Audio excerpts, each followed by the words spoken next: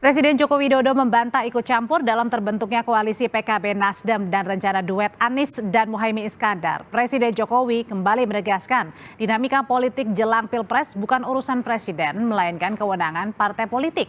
Sebelum kabar merapatnya PKB ke Nasdem mencuat, sore kemarin Ketua Umum Partai Nasdem Surya Paloh sempat bertemu Jokowi di Istana. Baik Jokowi maupun Surya Paloh sudah membenarkan soal pertemuan itu, tapi membantah ada pembicaraan soal duet Anies Caimin. Ya, pertemuan biasa.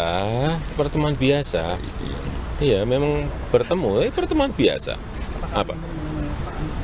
Tidak ada sama sekali. Tidak ada. Urusannya ketua partai, urusannya partai, bukan urusannya presiden. Terima kasih, Bapak.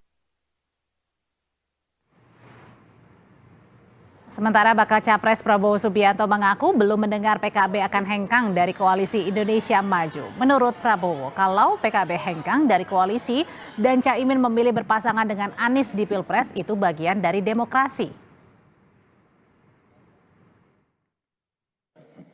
Ya inilah nama demokrasi kita, ya. Demokrasi kita musyawarah. Saya sendiri belum dengar rencana-rencana itu, tapi itu demokrasi, kita negosiasi, kita musyawarah, santai-santai saja, ya. Wakil presiden nanti saatnya ada, ya. Terus wakil presiden ditanya.